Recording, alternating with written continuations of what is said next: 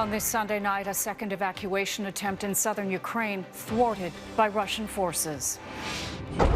A commercial airport is hit, and reports civilians are targeted. Russia killed our children, our parents. While protests and arrests across Russia grow, Americans take a stand. I would rather support Ukraine in whatever we can. The vast majority say they're willing to take a financial hit to help, while the U.S. government considers two strategic steps.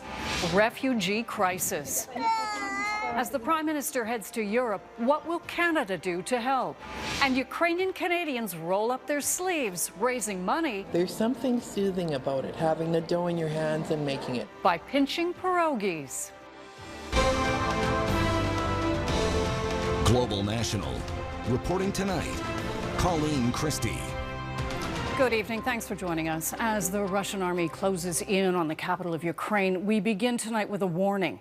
The footage we are about to show you is disturbing. Panicked civilians are trying to escape heavy shelling in nearby cities, but Ukrainian officials are saying Russian soldiers are targeting people trying to get out.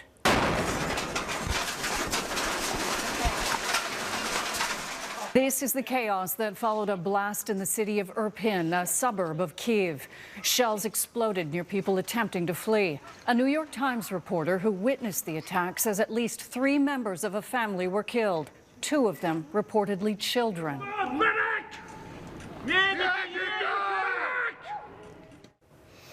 Across Ukraine tonight, the situation for civilians is critical. In some regions, there's no escaping the violence. David Akin has our top story.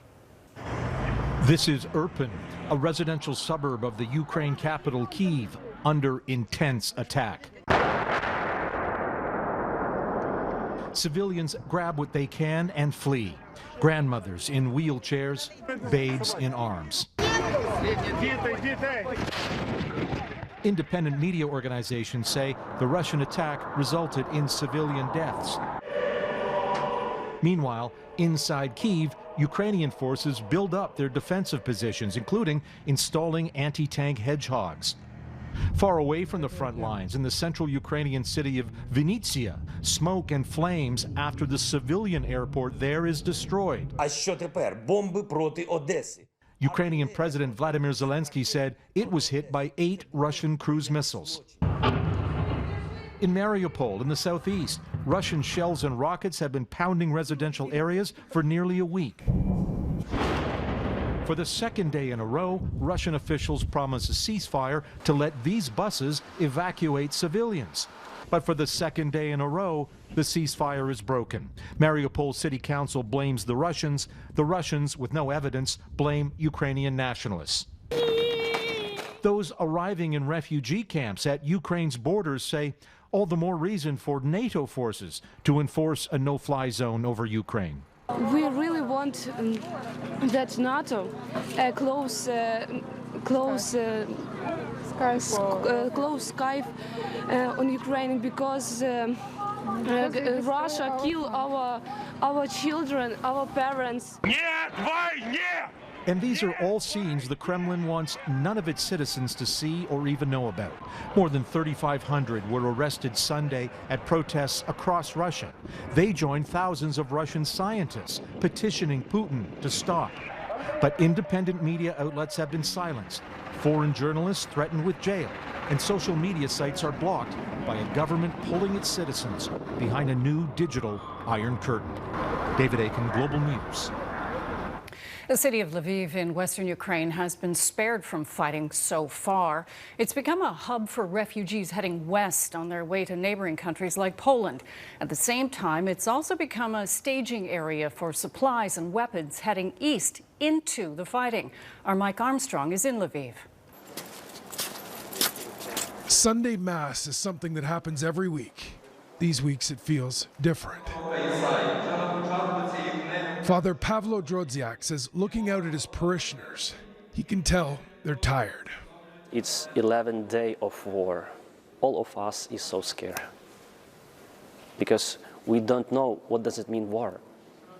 Now we know.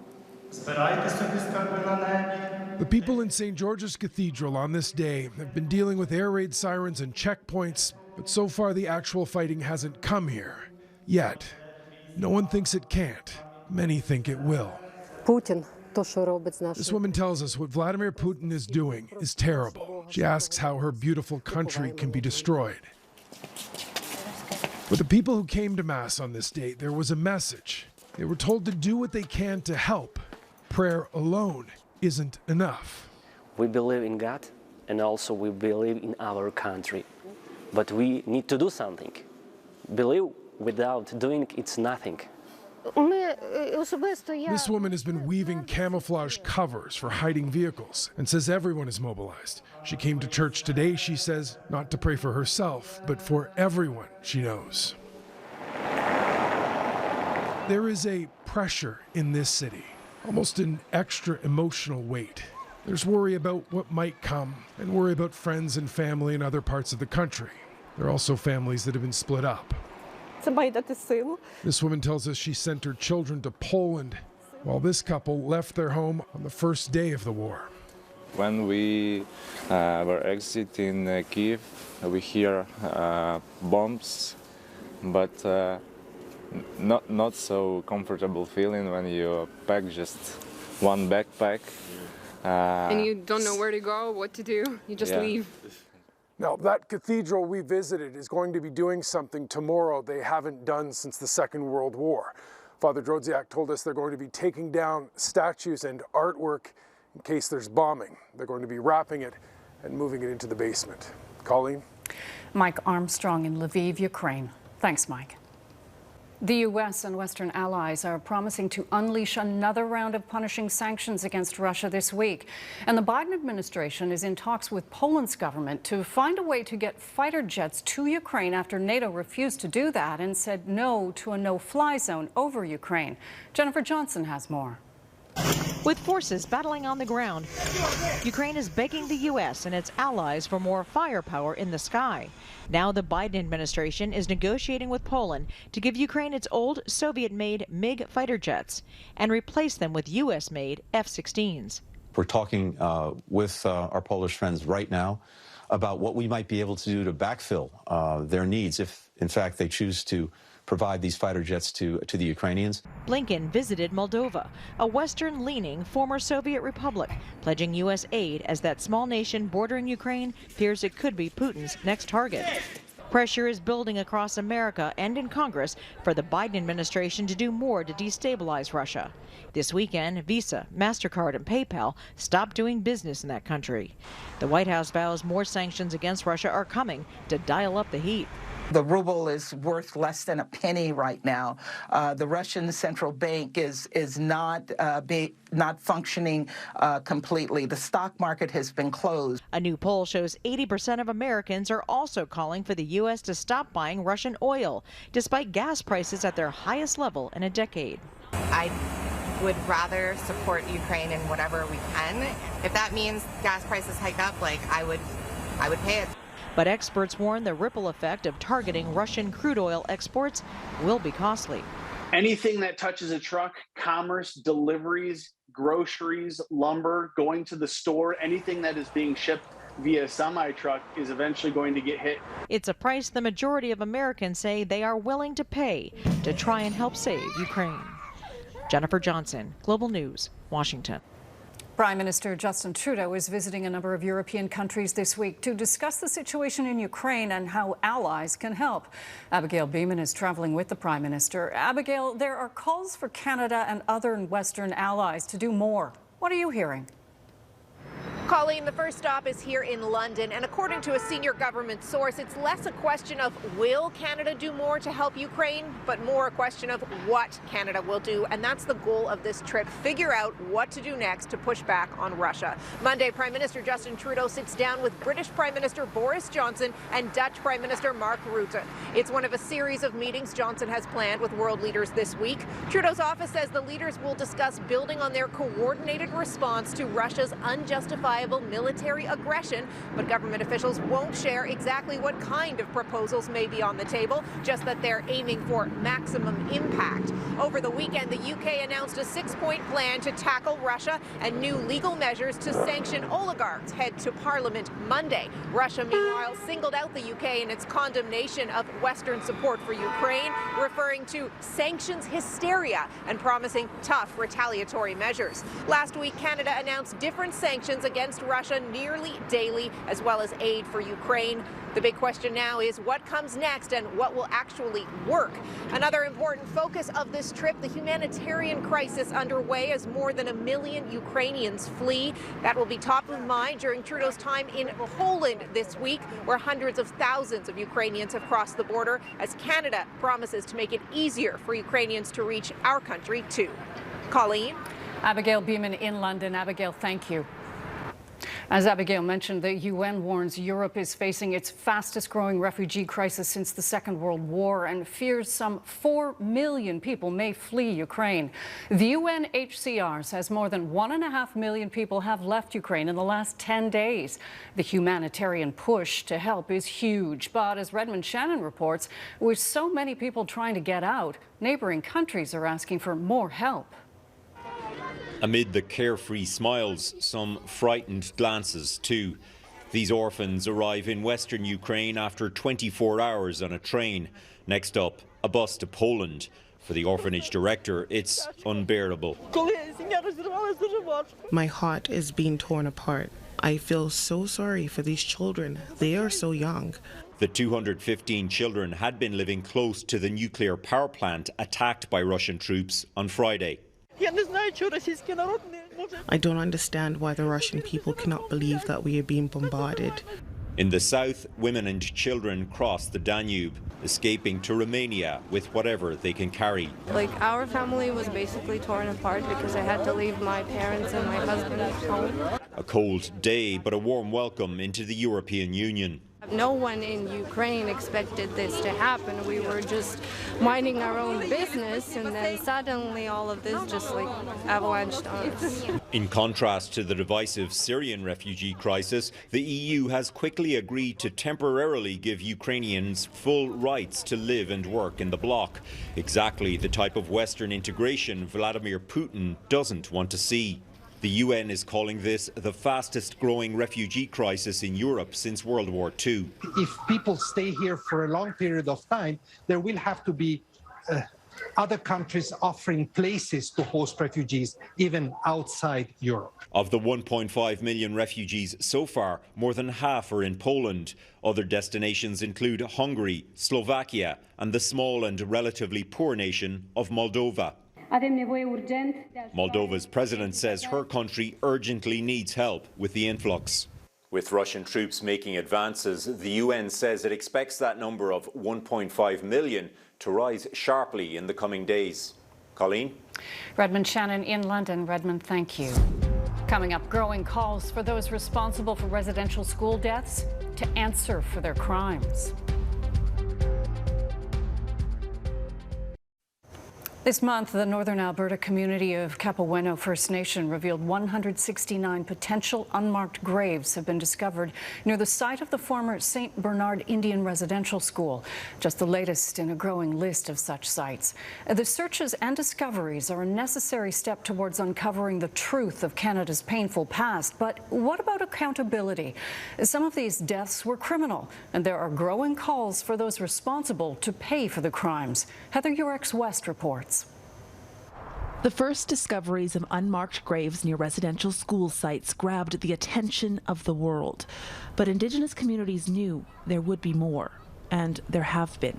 From 215 in Kamloops to 751 in Cowessess, 93 in Williams Lake, 54 in Kiskus, and this week 169 in Capoeno. As the number of children found in graves continues to climb, we see it was never about erasing who we are, but eradicating us altogether. Genocide. The Alberta grave sites were found using ground-penetrating radar, but archival records support another chilling truth. Some of the children who died here were infants. The question that used to arise was, well, where do those babies come from? And you know, like the survivors talked about the abuse, the sexual abuse in those schools. Each of these children was a beloved part of a family, and no one has been held accountable for their deaths. Even though over the years survivors have recounted countless criminal acts, few people have faced justice. There needs to be widespread investigations about how these children died and the circumstances around how they died, but then also who were the people who were responsible for their deaths. Unfortunately, it often seems like until there's actual proof within, a government or a church record, it's as if those stories, never happened. It's why the National Center for Truth and Reconciliation continues to call for the release of all historical records related to not only residential schools, but Indian hospitals as well. Our little warriors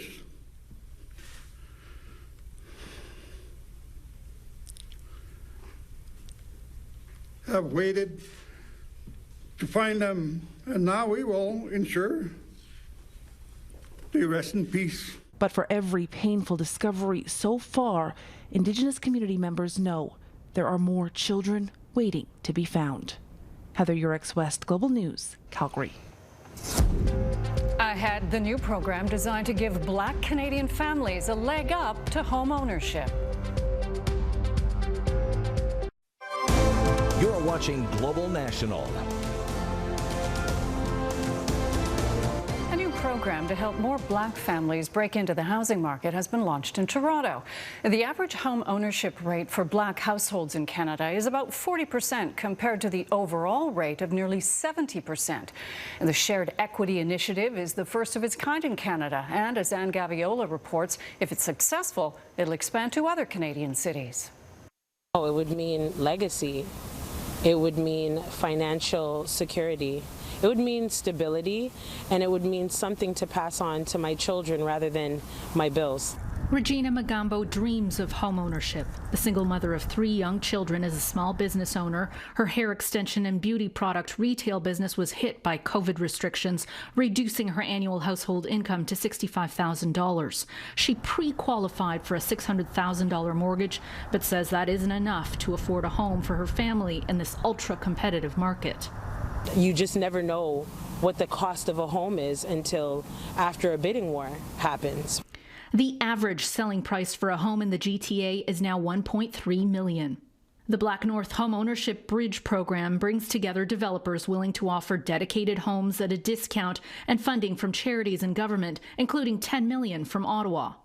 The Shared Equity program provides support towards a down payment and lower monthly mortgage payments for 200 families with young children to own a home in the GTA. Black North is currently accepting applicants and in discussion with donors. Our objective is to raise about $65 million, and that will help us because we want to create not only in the GTA and the Greater Toronto area, but we want to take this program right across Canada. The program involves twin mortgages, one from a traditional lender, a bank or a credit union, to be paid off in full first. The second loan is with Black North to bridge the affordability gap. We are building a different playbook at how to address anti-Black racism, and we wanted to build a program that was going to create wealth and that was going to create mobility for the Black community. Magambo says home ownership would be transformational for her family for generations to come. And it would create opportunities for my children in the future. So that means the world to me. It lets me know that I wouldn't be working in vain, but that I would be working towards something. Anne Gaviola, Global News, Toronto. Up next, pinching pierogies to help the victims of war. In communities across the country, Ukrainian Canadians are coming together to pinch pierogies, or pierogies, as my Ukrainian mother taught me. They're making the food to raise money for victims of war. And as Carolyn Curry de Castillo tells us, the humble pierogi has a history of helping.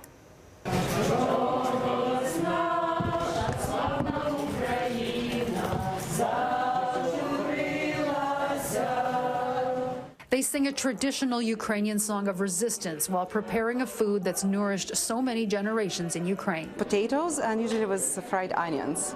My favorite are though with sauerkraut. Those pierogies, yeah. Favorite, all-time favorite, but we make them only for usually Christmas time. Volunteers at Assumption of the Blessed Virgin Mary Church in Calgary assembling thousands of pierogies and selling them to raise money for relief efforts. Making the pierogi is very soothing. There's something soothing about it, having the dough in your hands and making it. Christine Musienko is the daughter of Ukrainian immigrants. Every day she talks to relatives who are now in bomb shelters.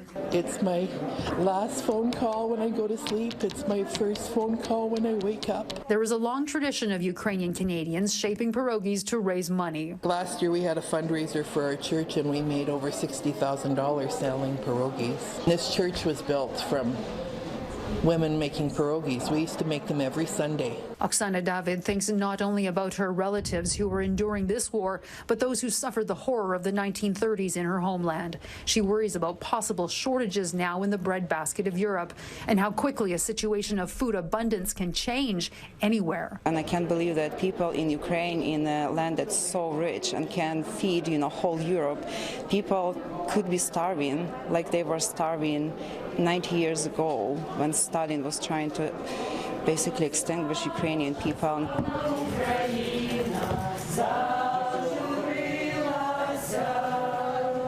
Making a food that goes back centuries, allowing those in Calgary helplessly wringing their hands to put them to work, helping from afar. Carolyn Curry de Castillo, Global News. And that is Global National for this Sunday night. I'm Colleen Christie. Tonight, we leave you with support and solidarity for Ukraine in sports and on the streets. From Montreal to Toronto, people across Canada rallied outside Russian consulates calling for peace. A lot of nods to the crisis in Ukraine.